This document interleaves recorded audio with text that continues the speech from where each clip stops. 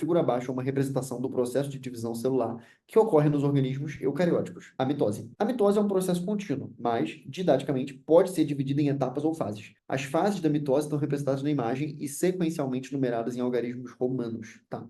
Fase 1, fase 2, fase 3, fase 4 e fase 5. Em relação às fases da mitose e os eventos que caracterizam cada etapa, assinale a alternativa correta. Vamos olhar aqui primeiro? Aqui eu tenho os centríolos aparentemente migrando para os extremos. Parece que a carioteca está se desfazendo e os cromossomos não estão super condensados, tipo aqui, os cromossomos eles estão meio grandalhões. Então isso aqui parece a prófase.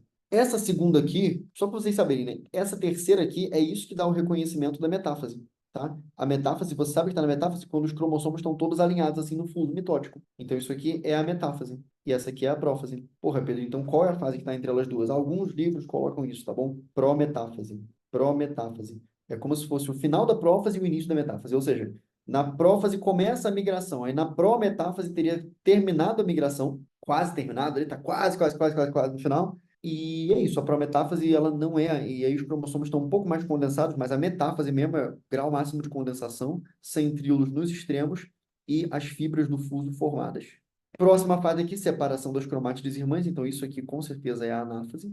E essa aqui, separação da própria célula, tá bom? Então aqui é telófase. A fase 1, denominada metáfase, já está errado. A fase 1 não é metáfase. A fase 1 é prófase. É caracterizada pela formação do fuso mitótico. É verdade que a metáfase é caracterizada pela formação do fuso mitótico, mas a fase 1 não é a metáfase. E início da condensação dos cromossomos, né? A fase 1, se fosse a prófase, teria o início da condensação dos cromossomos, mas se for chamar de metáfase, então é essa aqui, e sim, tem a formação do fuso mitótico. Então está totalmente misturado a prófase com a metáfase. Na fase 2, que é a prometáfase, tá certo, ocorre a separação das cromátides irmãs. Aí não, separação das cromátides irmãs, que o cromossomo duplo vira simples, isso é na anáfase. Devido ao encurtamento dos microtúbulos do fuso mitótico. Aí sim, esse encurtamento dos microtúbulos, isso realmente acontece na anáfase, e na anáfase tem a separação das cromátides irmãs, mas nada disso está localizado na fase 2, que é a prometáfase. Tudo isso é da anáfase. É na anáfase que os cromossomos alcançam o grau máximo de condensação. Não é. Primeira coisa, a anáfase não é a fase 3, a anáfase é a fase 4. É na metáfase, que é a fase 3, que eles alcançam o grau máximo de condensação. Tá? Eles estão bem condensados ali. A duplicação dos cromossomos e o desaparecimento do nucleolo ocorre na fase 4, anáfase. A fase 4 realmente é a anáfase. Mas não é aqui que teve duplicação dos cromossomos. Duplicação dos cromossomos teve antes de entrar na mitose. Teve na fase S. Foi lá que teve duplicação dos cromossomos.